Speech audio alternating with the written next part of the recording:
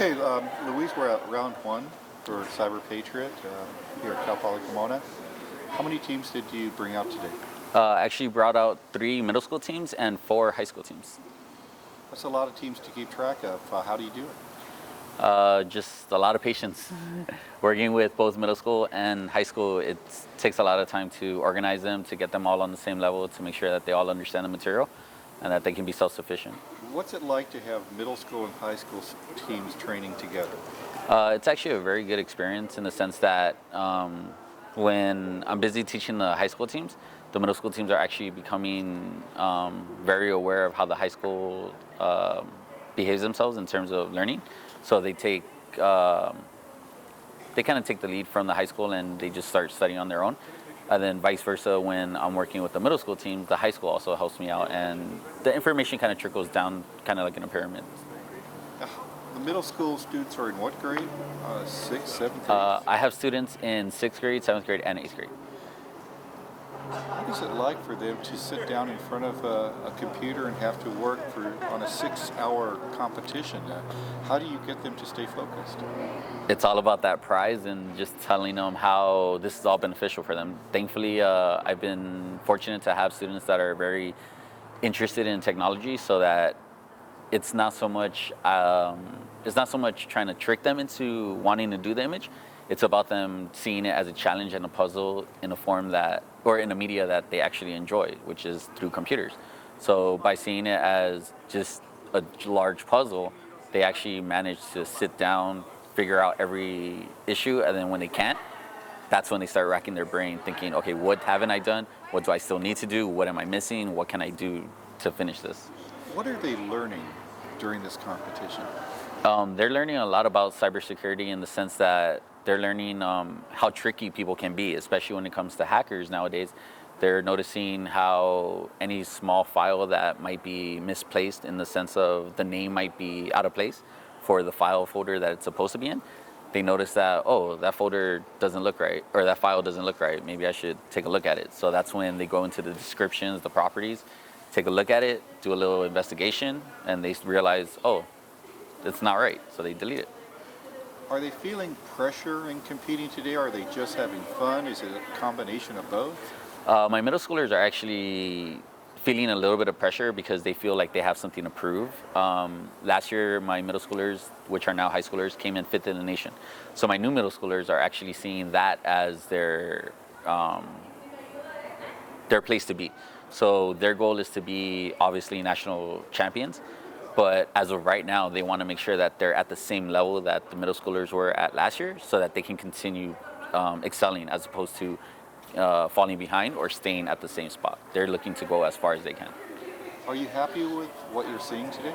I'm extremely happy. One of my students actually maxed out on the Windows image in 2 hours, which, to be honest, is a first, because the scenario makes them feel like they have something to prove. So they're more focused, they're more confident, and when we do some of these images on site, it may take them 2 or 3 days to max out, but to have them max out within 2 hours, it's amazing.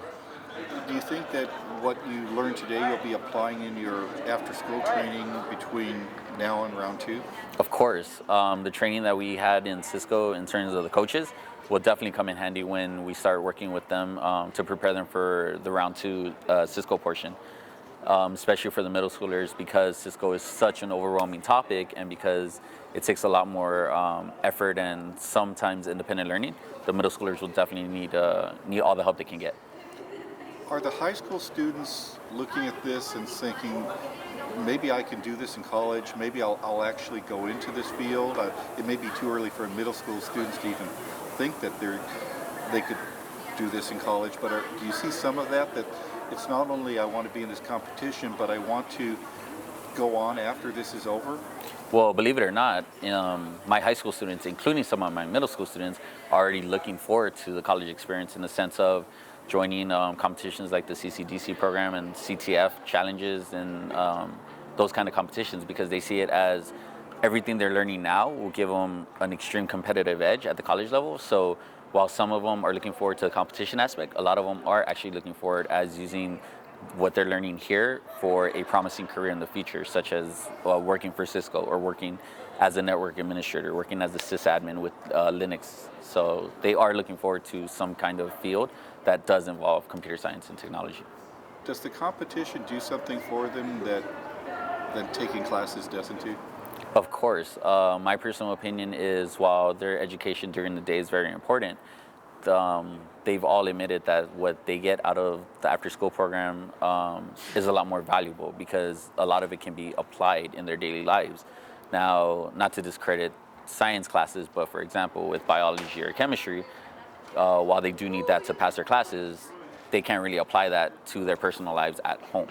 But learning this information through the after school program, as soon as they learn it, they go straight home and secure their computers at home with a firewall, or they do scans to make sure that nobody's snooping on their network. They also learn how to properly set up little trap doors for intruders, so they can actually apply everything they learn. And are they starting to educate their parents about cybersecurity? They actually are. I've had a few students actually tell their parents, you know what, your password isn't as safe as it could be. So they actually go through the logic of teaching their parents, well, a safe password isn't just, 5 letters or numbers. It's actually alphanumeric with capitals and symbols and things like that. So some students have actually said that they have been educating either their parents or their brothers and sisters. Very cool. Thank you. You're welcome. Good stuff.